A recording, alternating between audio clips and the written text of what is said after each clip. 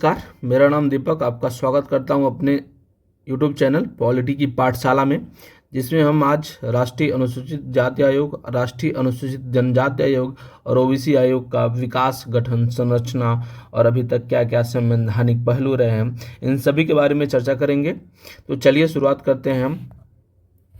गठन और विकास। प्रारंभिक व्यवस्था क्या थी? संविधान के अनुच्छेद 63 के तहत 1950 में अनुसूचित जाति आयोग यानी एससी के लिए और अनुसूचित जनजाति यानी एसटी के लिए एक विशेष प्राधिकारी यानी commissioner for SC and STs की नियुक्ति का प्रावधान था। कब? 1950 में। कब से? आर्टिकल 338 के तहत। 1978 में सरकार ने एक गैर संवैधानिक कब? 1978 में सरकार ने एक गैर संवैधानिक बहुसदस्यीय, ये भी याद रखिएगा, आयोग की स्थापना की। 1987 में इसे राष्ट्रीय अनुसूचित जाति और जनजाति आयोग का नाम दिया गया। तो यहाँ से क्या मुख्य बिंदु आते हैं कि आर्टिकल 138 में एससी एसटी का वर्णन है। 1950 में अनुसूचित जाति जनजाति आयोग के लिए विशेष अधिकारी की बात की जाती है। 1978 में सरकार एक गैर संवैधानिक बहुसदस्यीय आयोग की स्थापना करती है और 1987 में राष्ट्रीय अनुसूचित जाति और जनजाति आयोग का नाम दिया जाता है। चलिए अगले स्लाइड में देखते हैं। ये कि 1990 65वां संविधान संशोधन 1990 अनुच्छेद 338 में संशोधित किया गया और इसके तहत एक बहुसदस्यीय आयोग गठित किया गया, जिसमें विशेष अधिकारी को प्रतिस्थापित माने हटा दिया गया। ठीक, अब क्या होता है? 2003 में 89वें संविधान संशोधन के तहत आयोग को दो भागों में बांट दिया जाता। पहले एससी प्लस एसटी के लिए एक ही आयोग होता था, लेकिन अब क्या होता है कि 2003 में 89वें संविधान संशोधन से एससी एसटी के लिए अलग अलग आयोग यानी राष्ट्रीय अनुसूचित जाति आयोग एससी के लिए और अनुच्छेद 338 में, और राष्ट्रीय अनुसूचित जनजाति आयोग एसटी के लिए अनुच्छेद 338 ए में, यानी एससी के लिए आयोग 338 में, एसटी के लिए आयोग 338 ए में। 89वां संविधान संशोधन 2003 के तहत, यहाँ 3 प्रश्न बनता है। 89वां संविधान संशोधन कब हुआ था? 2003 में। किसके लिए हुआ था? एससी एसटी आयोग को अलग अलग बना दिया गया। एससी 338 में आते हैं, एसटी 338 ए में आते हैं। ठीक है, और इसकी स्थापना राष्ट्रीय अनुसूचित जनजाति आयोग की औपचारिक स्थापना कब हुई थी? 2004 में। ठीक, औपचारिक रूप से इसकी स्थापना हुई थी। ठीक, चलिए अगले स्लाइड पे चलते हैं। इनकी संरचना संगठन कैसा होता है कि इसका अध्यक्ष होगा कैबिनेट मंत्री के रैंक वाला, इसका अध्यक्ष होगा उसके समान। ठीक, उपाध्यक्ष राज्यों के मंत्री के रैंक वाले अध्यक्ष होंगे। सदस्य 3 अन्य सदस्य होंगे, कम से कम 1 महिला होगी। ठीक, टोटल 5 सदस्य हो गए। ठीक, इनकी नियुक्ति भारत के राष्ट्रपति द्वारा की जाती है। कार्यकाल इनका 3 वर्ष का है और इसका मुख्यालय नई दिल्ली में है। ठीक, याद रखिएगा। नेक्स्ट स्लाइड में चलते हैं कि इनकी कार्य शक्तियां हैं कि नागरिक न्यायालय की शक्तियां इनके प्राप्त हैं। ठीक, फौजदारी की नहीं, नागरिक न्यायालय की शक्तियां। किसी व्यक्ति को बुलाने, शपथ पर परीक्षण कर सकते हैं, कि मांग कर सकते हैं, उसको प्रस्तुत करने के लिए कर सकते हैं, साक्ष्य के रूप में हल्फनामा जमा करने के लिए कर सकते हैं, गवाहों और दस्तावेजों की जांच के लिए आयोग जारी कर सकते हैं, केंद्रीय और राज्य सरकारों को प्रमुख नीतिगत मामले पर सलाह दे सकते हैं कि एससी के लिए, एसटी के लिए किस तरीके की नीति बने, किस तरीके की उनकी आवश्यकता है, किस तरीके से उनका विकास हो सकता है, शासन में उनकी भागीदारी हो सकती है। ये सभी शक्तियों, सभी आयोगों, सभी कार्यों का सुझाव ये एससी एसटी आयोग देता है कि इस वर्ग के लिए एक प्रावधान किया जाना चाहिए, इस वर्ग के लिए ये प्रावधान किया जाना चाहिए, ताकि उनका विकास हो सके और शासन प्रशासन में उनकी भागीदारी हो सके और उनके साथ अन्याय हो रहा उन पहलुओं को भी मुख्य मुद्दे के रूप में पॉइंट आउट करते हैं। ठीक है, चलिए ये इनके कार्य हो गए। कार्य और भी हैं कि संविधान और अन्य कानूनों में एससी के लिए प्रदान किए गए संरक्षणों की निगरानी करना, यानी एससी एसटी आयोग जो है, जो एससी के लिए जनजाति के लिए, एससी अनुसूचित जाति के लिए, एसटी अनुसूचित जनजाति के लिए जो सरकार ने जो कानून बनाए हैं, जो प्रावधान लागू किए गए हैं, वो जो संरक्षण इन्हें प्राप्त हैं वो उनको मिल रहे हैं कि नहीं। ऐसा तो नहीं है कि सिर्फ कानून बना दिया गया उन्हें प्राप्त ना हो रहे हों, ऐसा नहीं कोई वेद बना दिया गया उन्हें प्राप्त हो रहे हों। इनकी जांच करने के लिए, इन पर निगरानी करने के लिए इन आयोगों का गठन किया गया। अधिकारों का संरक्षणों के उल्लंघन से संबंधित शिकायतों की जांच करते हैं।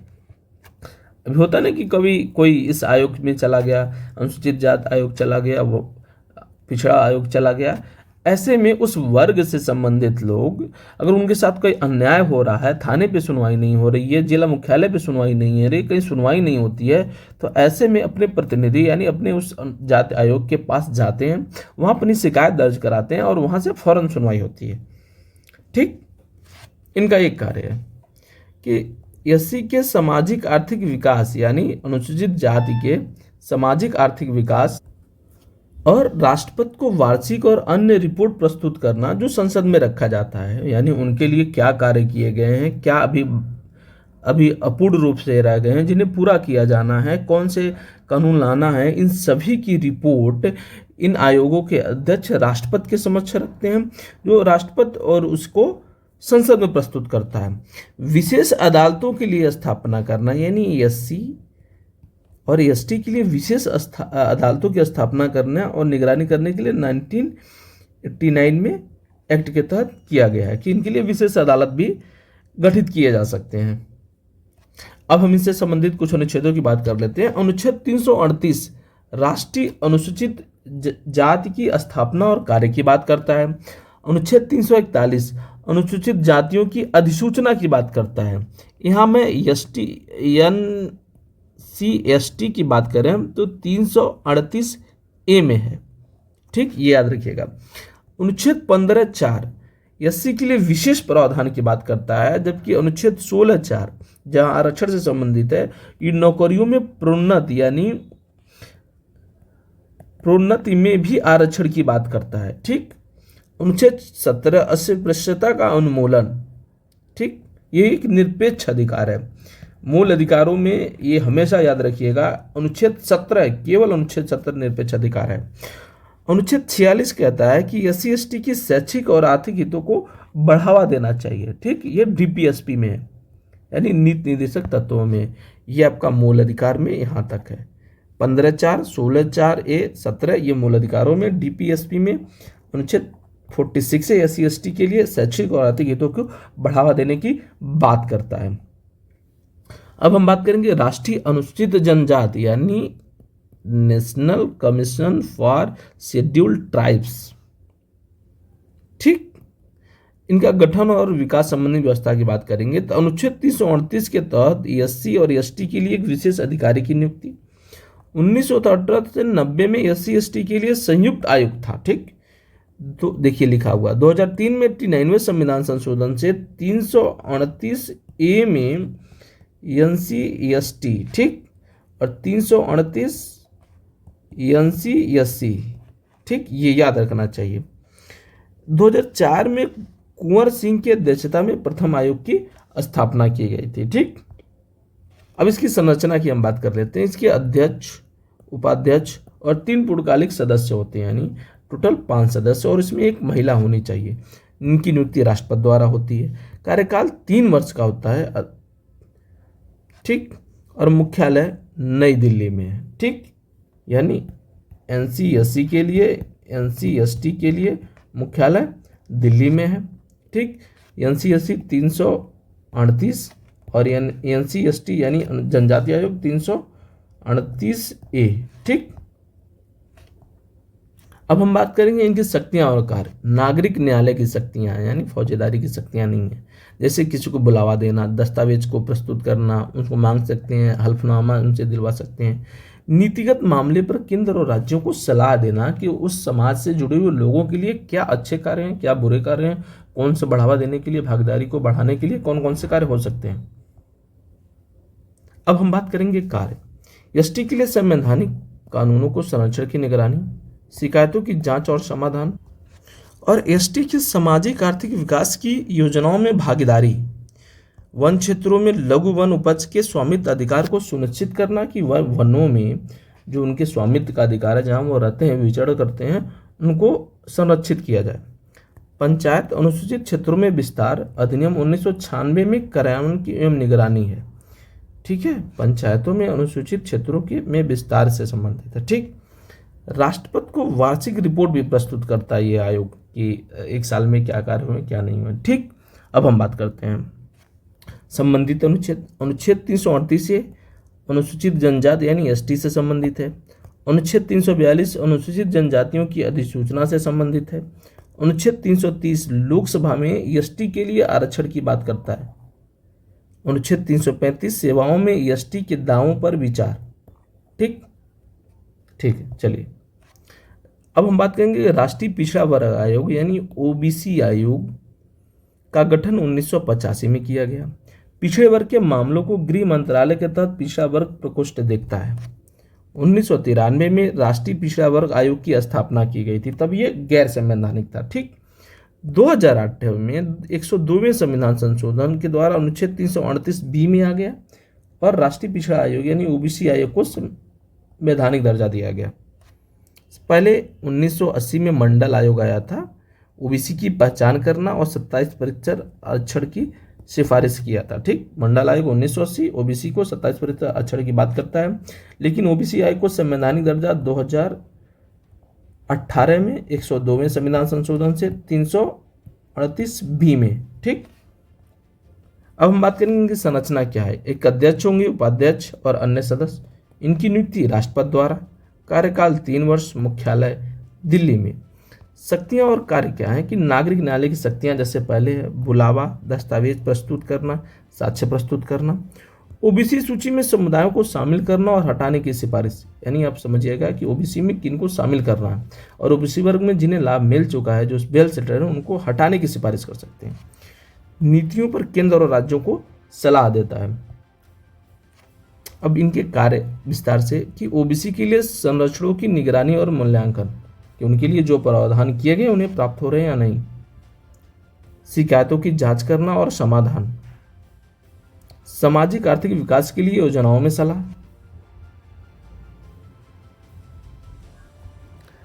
राष्ट्रीय पिछड़ा वर्ग वित्त और विकास निगम में कार्यों की निगरानी करना। राष्ट्रपति को वार्षिक और अन्य रिपोर्ट प्रस्तुत करना। अब हम बात करेंगे संबंधित अनुच्छेद क्या है। अनुच्छेद 338 में राष्ट्रीय पिछड़ा कल्याण आयोग की स्थापना। अनुच्छेद 340 पिछड़ा वर्ग के लिए स्थिति जांचने के लिए आयोग का गठन, मंडल आयोग 1980। और अनुच्छेद 16(4) ओबीसी के लिए आरक्षण का प्रावधान करता है। ठीक, बहुत बहुत धन्यवाद। चैनल को लाइक सब्सक्राइब करिएगा, शेयर करिएगा और कोई भी त्रुटि हो तो हमें जरूर बताइएगा। वीडियो में अभी तक बने रहने के लिए आप सभी का बहुत बहुत धन्यवाद। नमस्कार, चलिए तो आज हम इनसे संबंधित प्रश्न भी करेंगे। तो देखते हैं पहला प्रश्न क्या है। पहला प्रश्न ये कि राष्ट्रीय अनुसूचित जाति आयोग की स्थापना किस संवैधानिक अनुच्छेद के तहत की हुई थी। राष्ट्रीय अनुसूचित जाति आयोग की स्थापना किस संवैधानिक अनुच्छेद के तहत हुई थी। अनुच्छेद 340, अनुच्छेद 338, अनुच्छेद 338 ए या अनुच्छेद 342। यहाँ पर कोई ये आपको देखना है NC-SC। ठीक है, कौन सा होगा? ऑप्शन बी अनुच्छेद 300 जो आपका 38 है वो NC-SC के लिए यानी राष्ट्रीय अनुसूचित जाति के लिए है। और अनुच्छेद 338 ए जो है 338 ए ये अनुसूचित जनजाति के लिए है। ठीक है, और 338 बी आपका ओबीसी के लिए है। ठीक है, लेकिन अनुच्छेद 340 क्या कहता है, ध्यान दीजिएगा। अनुच्छेद 340 कहता है कि भारतीय संविधान जो है सामाजिक और शैक्षणिक रूप से पिछड़े वर्गों की दशाओं की जांच करने के लिए आयोग की नियुक्ति की बात अनुच्छेद 340 में की गई है। ठीक, चलिए अगला प्रश्न देखते हैं। अगला प्रश्न ये है कि NC-SC और NC-ST का गठन कब किया गया, अर्थात राष्ट्रीय अनुसूचित जाति आयोग, राष्ट्रीय अनुसूचित जनजाति आयोग का संवैधानिक संशोधन के द्वारा हुआ था। किसके थ्रू हुआ था? ऑप्शन ए 65वां संविधान संशोधन, ऑप्शन बी 89वां संविधान संशोधन, या ऑप्शन सी 102वां संविधान संशोधन, या ऑप्शन डी 73वां संविधान संशोधन? बताइए कौन सा होगा इसमें? 89वां संविधान संशोधन। 89वां संविधान संशोधन के द्वारा एनसीएससी आयोगों का गठन हुआ था। ये हुआ था 2003 में। अच्छा, ये लागू कब हुआ था? 89वां संविधान संशोधन कब लागू हुआ था? 2004 में। ये 102वां संविधान संशोधन, ये ओबीसी आयोग को संवैधानिक दर्जा देता है, संवैधानिक दर्जा ये देता है ओबीसी आयोग को। 73वां संविधान संशोधन पंचायती राज से संबंधित था। कब हुआ था? 1992 में। लागू 1993 में हुआ था। ठीक, चलिए अगला प्रश्न देखते हैं। प्रश्न ये है कि राष्ट्रीय अनुसूचित जनजाति, यहाँ पर ये ध्यान दीजिएगा, राष्ट्रीय अनुसूचित जनजाति आयोग की स्थापना किस अनुच्छेद के तहत हुई है? किस अनुच्छेद के तहत हुई है? जनजाति जब पूछेगा तो अनुच्छेद 338A 338A। अच्छा, 338 किससे संबंधित है? एनसीएससी यानी राष्ट्रीय अनुसूचित जात, 338 राष्ट्रीय अनुसूचित जनजाति और 338B ये ओबीसी का है। ठीक, जहां भी दीजिएगा तो ओबीसी वैसे ही मान लीजिए आप। ठीक है, चलिए अगला प्रश्न देखते हैं। अगला प्रश्न ये है कि राष्ट्रीय पिछड़ा वर्ग आयोग को संवैधानिक दर्जा कब दिया गया? ऑप्शन ए 1993, ऑप्शन बी 2004, या ऑप्शन सी 2018, या ऑप्शन डी 1990? इसमें होगा ऑप्शन सी 2018 में। यह प्रश्न पूछा जाता है, अक्सर पूछा जाता है, ये स्टार बना लीजिए। अच्छा, 2018 में किस संविधान संशोधन के द्वारा? 102वें संविधान संशोधन के द्वारा ओबीसी को संवैधानिक दर्जा दिया गया था। ठीक है, आयोग को। चलिए अगला प्रश्न देखते हैं। अगला प्रश्न यह है कि एनसीबीसी को संवैधानिक दर्जा किस संशोधन के द्वारा दिया गया? National commission of backward class. ठीक है, अब ये याद रखिएगा, कुछ संवैधानिक दर्जा किस संशोधन के तहत दिया गया? 89वां संविधान संशोधन? नहीं, सॉरी, 102वां संविधान संशोधन, या सी 65वां संविधान संशोधन, या डी 73वां संविधान संशोधन? कौन सा ऑप्शन होगा? संवैधानिक दर्जा अभी जस्ट पिछला प्रश्न ही तो पढ़े आप, 102वां संविधान संशोधन से कब हुआ था? 2018 में। ठीक है, 89वां संविधान संशोधन 2003 से अनुसूचित जाति आयोग और एसटी अनुसूचित जनजाति आयोग को गठित किए गए थे। ठीक, लेकिन ये लागू कब हुआ था? 2004 में। 73वां पंचायती राज से संबंधित था, 1992 में आया था। ठीक, चलिए अगला प्रश्न देखते हैं। अगला प्रश्न ये कि एनसीएससी के अध्यक्ष का रैंक क्या होता है? यानी राष्ट्रीय अनुसूचित जाति आयोग के अध्यक्ष का रैंक क्या होता है? ए राज्य मंत्री, बी कैबिनेट मंत्री, सी सचिव, या डी मुख्य सचिव? बताइए।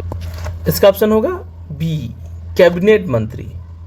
कैबिनेट मंत्री के रैंक का ये होता है, चाहे एनसीएससी आयोग का हो, चाहे एनसीएसटी आयोग का हो, चाहे ओबीसी आयोग का हो। ये जो सभी संवैधानिक आयोग हैं, इनके अध्यक्ष का रैंक कैबिनेट मंत्रालय के तहत होता है। ओबीसी को संवैधानिक दर्जा कब दिया गया था? 2018 में 102वें संविधान संशोधन से। ठीक, एनसीएसटी के लिए 89वां संविधान संशोधन 2003। लागू कब हुआ था? 2004। ये याद रखिएगा। ठीक, चलिए प्रश्न ये है कि एनसीएसटी के कितने सदस्य होते हैं? अब यहाँ पर सदस्य हैं, ए ऑप्शन 2, बी 5, सी 4, या डी 6? कितने सदस्य होते हैं? 5, टोटल 5। इसमें एक महिला होना अनिवार्य होता है, यानी कि एक अध्यक्ष, उपाध्यक्ष एक प्लस 3 अन्य सदस्य, टोटल 5 लोग होते हैं। ठीक है, अगला प्रश्न ये है कि एनसीबीसी के सदस्यों की नियुक्ति कौन करता है? मतलब एनसीबीसी मतलब national commission for backward class के सदस्यों की नियुक्ति कौन करता है? ऑप्शन ए प्रधानमंत्री, ऑप्शन बी राष्ट्रपति, ऑप्शन सी गृह मंत्री, ऑप्शन डी संसद? कौन करता है? राष्ट्रपति। ऑप्शन बी होगा राष्ट्रपति।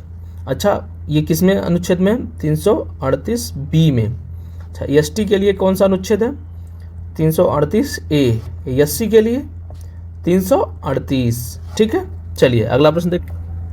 अगला प्रश्न ये है कि राष्ट्रीय अनुसूचित जाति आयोग, राष्ट्रीय अनुसूचित जनजाति आयोग या राष्ट्रीय ओबीसी आयोग का कार्यकाल कितने वर्ष का होता है?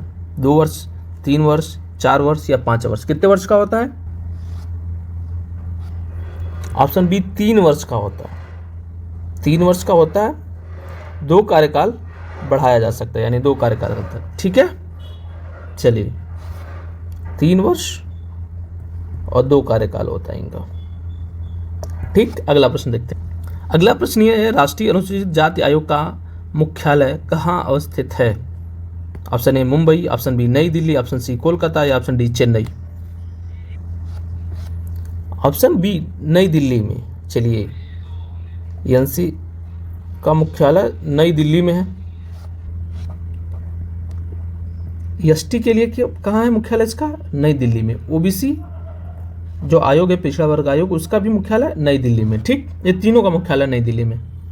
चलिए अगला प्रश्न देखते हैं। अगला प्रश्न ये है कि राष्ट्रीय अनुसूचित जाति आयोग की शक्तियों में शामिल है क्या? आपराधिक मुकदमों का फैसला करना, बी नागरिक न्यायालय की शक्तियां, सी कानून बनाने की शक्ति या डी कर लगाने की शक्ति। कौन सा ऑप्शन होगा? बी नागरिक न्यायालय की शक्तियां प्राप्त हैं। ये कानून नहीं बनाता, ये कर नहीं लगाता, आपराधिक मुकदमे की फैसले की सुनवाई नहीं करता, नागरिक न्यायालय की शक्तियां इसको प्राप्त हैं। ठीक है। अगला प्रश्न है कि राष्ट्रीय अनुसूचित जनजाति आयोग का प्रमुख कार्य क्या है? ओबीसी की सूची में परिवर्तन, ये तो हो ही नहीं सकता। ऑप्शन बी पेशा अधिनियमों की निगरानी, अस्पृश्यता उन्मूलन या मंडल आयोग की सिफारिशें को लागू करना। कौन सा होगा? ऑप्शन बी पेशा अधिनियमों की निगरानी करता है। ठीक है। जब पेशा अधिनियम है क्या? ये जो जनजातियों के जो क्षेत्र होते हैं, उनके रहने के क्षेत्र या उनके काम कार्य करने के क्षेत्र, वहाँ पर स्वशासन को बढ़ावा देता है, यानी उनके कार्यों में कोई हस्तक्षेप न हो, उनके आवास अधिवास में कोई हस्तक्षेप न हो। अच्छा, ये अधिनियम आया कब था? PESA अधिनियम, पेशा अधिनियम कब आया था? 1996 में। ठीक, ये याद रखिएगा। मंडल आयोग ओबीसी से जुड़ा हुआ, अस्पृश्यता आर्टिकल 17 में। ठीक है। चलिए, अब ओबीसी की सूची में परिवर्तन का अधिकार अब राज्यों को दे दिया गया है, ये याद रखिएगा। हाँ, राज्य सरकार इसमें परिवर्तन कर सकती है, यानी किसी जात को जोड़ सकती है, किसी को बता सकती है कि इनका प्रतिनिधित्व हो चुका है, अब इनको इस आयोग से, मतलब इस सूची से बाहर किया जा सकता है। ठीक है। अगला प्रश्न है कि राष्ट्रीय पिछड़ा वर्ग आयोग का एक विशेष कार्य क्या है? वन अधिकारों की निगरानी, ओबीसी सूची में समुदायों को शामिल हटाने की सिफारिश, सी SC/ST अत्याचार निवारण या डी संसद में कानून बनाना। तो सीधे सीधे आप इसमें समझ सकते हैं कि ऑप्शन बी सूची में समुदायों को हटाने की सिफारिश करना। चलिए अगला प्रश्न देखते हैं कि अनुसूचित जनजातियों की अधिसूचना किस अनुच्छेद के तहत होती है? जनजाति मतलब EST। ठीक, NC/ST की अधिसूचना किस अनुच्छेद के तहत होती है? 338A और SC के लिए 338 और OBC के लिए 338B। ये तीनों हमेशा आपको, मैं इसलिए बार बार बता रहा हूँ तो आपको याद हो जाए और भूले नहीं है। अगला प्रश्न, OBC की स्थिति की जांच के लिए आयोग का गठन का प्रावधान किस अनुच्छेद के तहत किया गया है या किया जाता है? अनुच्छेद 338, ऑप्शन बी अनुच्छेद 340 या ऑप्शन सी अनुच्छेद 342 या ऑप्शन डी अनुच्छेद 341। बताइए क्या होगा? अनुच्छेद 340। स्थिति की जांच, पिछड़ा वर्ग के स्थिति के जांच के लिए 340, 341 है जो SC के स्थिति के जांच के लिए और 342 ST के जांच के लिए है। ठीक है। चलिए अगला प्रश्न देखते हैं। अगला प्रश्न ये है कि अस्पृश्यता के उन्मूलन से संबंधित अनुच्छेद कौन सा है? ऑप्शन ए अनुच्छेद 17, ऑप्शन बी अनुच्छेद 46 या ऑप्शन सी अनुच्छेद 15 या ऑप्शन डी अनुच्छेद 16। इसका होगा ऑप्शन ई 17। ठीक है। 17 के तहत अस्पृश्यता के उन्मूलन की बात कही गई। ये एक निरपेक्ष अधिकार है, निरपेक्ष मूल अधिकार है। ठीक है। अच्छा, अनुच्छेद 15 क्या कहता है?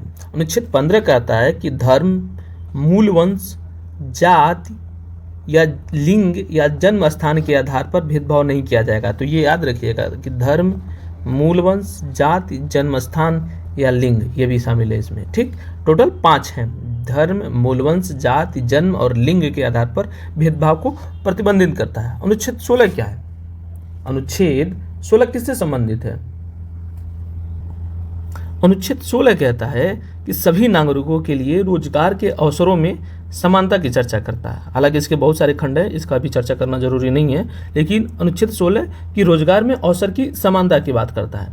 बाद में क्या युक्त प्रबंध है उसको हम बाद में देखेंगे। ठीक है। अगला प्रश्न ये है कि अनुसूचित जाति अनुसूचित जनजाति के शैक्षणिक आर्थिक विकास को बढ़ावा देने का प्रावधान किस अनुच्छेद में है? ऑप्शन ए अनुच्छेद 17, ऑप्शन डी अनुच्छेद 46, या ऑप्शन सी अनुच्छेद 340, या ऑप्शन डी अनुच्छेद 338। बताइए क्या होगा? ऑप्शन बी अनुच्छेद 46, अनुसूचित जनजाति के शैक्षिक और आर्थिक विकास को बढ़ावा देने का प्रावधान अनुच्छेद 46 में। अनुच्छेद 17 अस्पृश्यता का कानून है। 338 NC/SC, NC/ST और OBC इसी के अलग अलग भाग हैं। ये NC/SC के लिए है, 338A जनजाति के लिए, 338B OBC आयोग के लिए। ठीक है। और अनुच्छेद 46 इसीलिए पिछले स्लाइड में मैंने नहीं बताया, ये SC/ST के शैक्षणिक आर्थिक विकास को बढ़ावा देने के प्रावधान से संबंधित अनुच्छेद है। ठीक है। अगला प्रश्न है कि मंडल आयोग की स्थापना किस वर्ष हुई थी? मंडल आयोग की स्थापना किस वर्ष हुई थी? ऑप्शन ए 1980, ऑप्शन बी 1993, या ऑप्शन सी 1978, या ऑप्शन डी 2004। ऑप्शन ए 1980 में। ठीक। ये 93 तो 1992 में आपका 73वां संविधान संशोधन हुआ, 93 में लागू हुआ था। 74वां संविधान संशोधन भी, जो 73वां था वो पंचायती से जुड़ा था, 74वां संविधान संशोधन नगर पालिका से जुड़ा हुआ था। ठीक है। चलिए 2004 को काट कर अगर यहाँ 2005 होता तो ये सूचना का अधिकार अधिनियम कब आया था? 2005 में। ठीक है। ऑप्शन बी वैसे ही रखे गए जिससे आपके ज्ञान की वृद्धि हो। ठीक है। अगला प्रश्न देखते हैं। प्रश्न ये है, राष्ट्रीय अनुसूचित जनजाति का औपचारिक गठन किस वर्ष हुआ था? ऑप्शन ए 1990, ऑप्शन बी 2004, या ऑप्शन सी 2018, या ऑप्शन डी 1978। Option B 2004। ठीक। 2018 में 102वें संविधान संशोधन से पिछड़ा आयोग को संवैधानिक दर्जा दिया गया था। ठीक। चलिए अगला प्रश्न देखते हैं कि राष्ट्रीय अनुसूचित जाति और राष्ट्रीय अनुसूचित जनजाति को अलग करने वाला संशोधन कब लागू हुआ था? Option A 1990, option B 2003, option C 2018, या ऑप्शन डी 1987। ऑप्शन बी 2003 में। किस संविधान? 89वें संविधान संशोधन से। ठीक है। 2018 में 102वें संविधान संशोधन, पिछड़ा वर्ग आयोग को संवैधानिक दर्जा। ठीक है। प्रश्न ये है कि राष्ट्रीय पिछड़ा वर्ग आयोग का गठन प्रारंभ में किस वर्ष हुआ था, जब ये गैर संवैधानिक निकाय था? ऑप्शन ए 1980, ऑप्शन बी 1993, या ऑप्शन सी 2004, या ऑप्शन डी 2018। ऑप्शन बी 1993 में जब राष्ट्रीय पिछड़ा वर्ग आयोग का गठन हुआ था, ये तब गैर संवैधानिक था। अब क्या है? संवैधानिक निकाय है। कब बना? 2018 में। किस संविधान संशोधन से? 102वें संविधान संशोधन से। ठीक।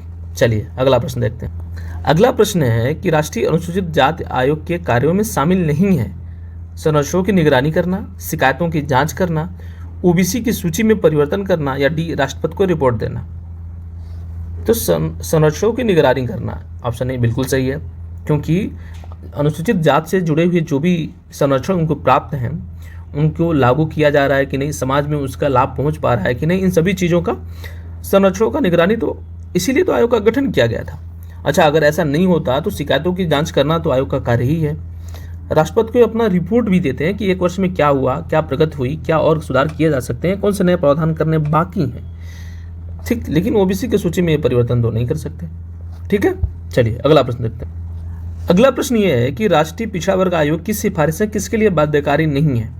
ऑप्शन ए संसद के लिए, ऑप्शन बी केंद्र और राज्य के लिए, ऑप्शन सी राष्ट्रपति के लिए, या ऑप्शन डी सर्वोच्च न्यायालय के लिए। प्रश्न की प्रकृति में थोड़ा सा परिवर्तन है। देखते हैं क्या है।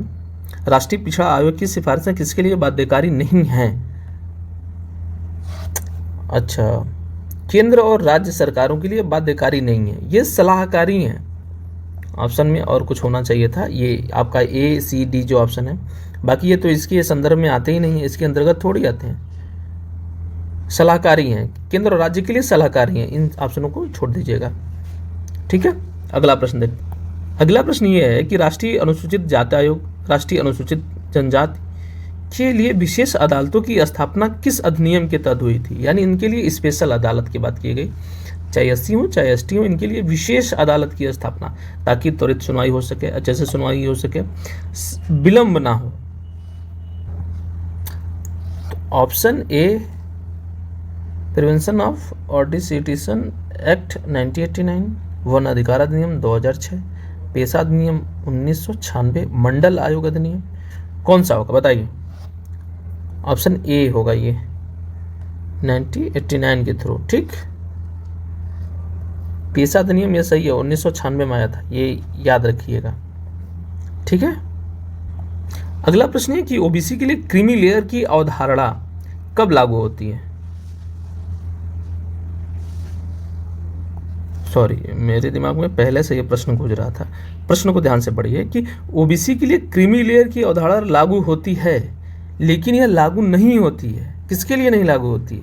अल्पसंख्यक के लिए, सामान्य वर्ग के लिए, ईडब्ल्यूएस के लिए या एससी एसटी के लिए? क्रीमी लेयर की अवधारणा ओबीसी से तो संबंधित है ही, या किनके लिए लागू नहीं होती है? एससी एसटी के लिए क्रीमी लेयर की अवधारणा लागू नहीं होती है, बाकी इनके लिए आरक्षण है ही नहीं है। यहाँ पर आर्थिक आधार पर ही है, तो यहाँ पर क्रीमी लेयर की कोई आवश्यकता है ही नहीं, क्योंकि ये गरीब हैं तभी तो इनको मिल रहा है। एससी एसटी ऐसे हैं जिनमें क्रीमी लेयर की अवधारणा लागू नहीं होती है। अगला प्रश्न देखिए, अगला प्रश्न है राष्ट्रीय अनुसूचित जाति आयोग का प्रथम गठन संयुक्त रूप से जो था एससी एसटी के लिए किस संशोधन के तहत हुआ था? ऑप्शन ए 65वां संविधान संशोधन, ऑप्शन बी 89वां संविधान संशोधन, या ऑप्शन सी 102वां संविधान संशोधन, या ऑप्शन डी 73वां संविधान संशोधन, बताइए। ऑप्शन ए 65वां संविधान संशोधन। ठीक, 89वें संविधान संशोधन से अलग कर दिया गया था, ये 2003 में हुआ था। 65वां संविधान संशोधन 1990 में। 102वां संविधान संशोधन क्या है? 102वां संविधान संशोधन ओबीसी को संवैधानिक दर्जा दिया गया था, संवैधानिक दर्जा दिया गया था 102वें संविधान संशोधन से। 2018 ये भी डेट भी याद रख लीजिए। ठीक, 73वां संविधान संशोधन 1992 पंचायती राज से संबंधित है। ठीक है, चलिए अगला प्रश्न देखते हैं। अगला प्रश्न ये है कि राष्ट्रीय ओबीसी आयोग की निगरानी में शामिल है वन अधिकार अधिनियम, राष्ट्रीय पिछड़ा वर्ग वित्त और विकास निगम, पेशा अधिनियम, या एससी एसटी की विशेष अदालतें? तो ऑप्शन बी होगा, राष्ट्रीय पिछड़ा वर्ग के वित्त और विकास के जो निगम है उनसे संबंधित जो प्रावधान है वो राष्ट्रीय पिछड़ा वर्ग आयोग से संबंधित है, उसमें शामिल है। ठीक है, पेशा एससी के लिए, एससी एसटी के लिए, विशेष अदालतों का भी प्रावधान एससी एसटी के लिए किया गया। ठीक, अगला प्रश्न, पेशा अधिनियम कब आया था? 1996 में। ठीक है, 1996 में। और ये क्या है? स्थानीय स्वशासन से संबंधित है। जो जनजातीय समुदाय हैं स्थानीय स्वशासन से जोड़कर रखा गया, उन्हें सशक्त बनाने का प्रयास करता है।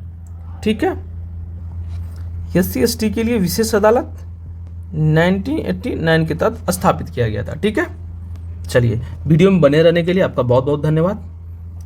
ऐसे ही वीडियो देखते रहिए, अगर इसमें कोई त्रुटि है तो हमें ज़रूर बताइए। वैसे पूरी 100% लगभग कोशिश किया गया कि एकदम शुद्ध हो। और अगर आपको और भी किसी विषय पर अगर आपको ऐसा ही प्रश्नोत्तर चाहिए तो हमें ज़रूर बताएं। चैनल को लाइक करें, शेयर करें, सब्सक्राइब करें। आपका बहुत बहुत धन्यवाद।